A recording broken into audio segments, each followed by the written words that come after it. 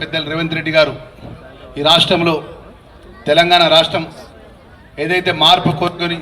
మీ అందరి ఆశీర్వాదంతో ఈ రాష్ట్రంలో అధికారానికి వచ్చిన తర్వాత దళితులు, బీసీలు, బలహీన వర్గాలు అన్ని వర్గాలకు మేలు జరగాలనే ఒక ఆలోచనతో గొప్పగా ఆలోచన చేసినటువంటి నాయకుడు వారు. ఆ రోజు ఏదైతే ఈ దేశంలో ఉన్నటువంటి అత్యంతమైనటువంటి సుప్రీంకోర్టు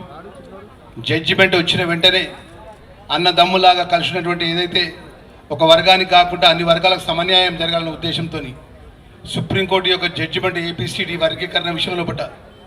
ఆ రోజు నేను కానీ పెద్ద దామోదర రాజనరసింహన్న కానీ మేము 5 ఎమ్మెల్యేలు, నేను, సత్యన్న, సామ్యల్ గారు, అదేవిధంగా నగరకల్ వీరేశం గారు, మా యాదన్న అందరం మేము 5-6 ఎమ్మెల్యేలు ఉన్నాం. మేమందరినీ కూడా ఆ రోజు దామోదరన్న మేము ముఖ్యమంత్రి గారు ఒకటే మాట అన్నాడు,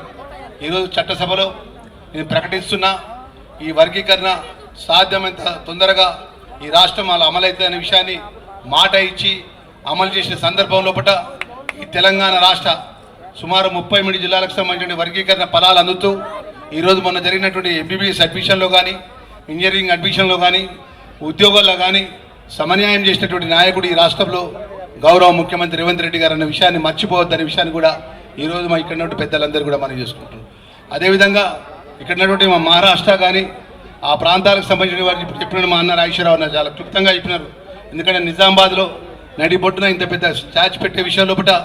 చాలామంది నాకు టెలిఫోన్ చేసినారు వెల్ఫేర్ మినిస్టర్గా అన్నా అని చెప్తే మా పీసీసీ అధ్యక్షుడు కూడా మాట్లాడుతున్నారు. రాష్ట్ర కాంగ్రెస్ పార్టీ రథసారిగా చెప్తున్న లక్ష్మణ్ కుమార్ మన రాజేశ్వరరావు అనే ఒక కార్యక్రమాన్ని తీసుకున్నాడు. మనమందరం అక్కడ ఉన్నటువంటి ఏదైతే మహనీయుడి యొక్క స్టాచ్యూ ఇనాగ్రేషన్కు ఆ ప్రాంతంలో ప్రజలకు అండగా ఉండాలని చెప్పేసి మనం వెళ్తున్నామని చెప్పేసి రేపు రాబోయే రోజుల్లో మీకు సంబంధించిన విషయాల్లో కూడా సోషల్ వెల్ఫేర్ మినిస్టర్గా మరి ఆ వర్గానికి సంబంధించిన ఏ సమస్య ఉన్నా కూడా ప్రభుత్వం మీకు అండగా ఉంటుందన్న విషయాన్ని కూడా సవినయంగా మనవి చేసుకుంటున్నాం.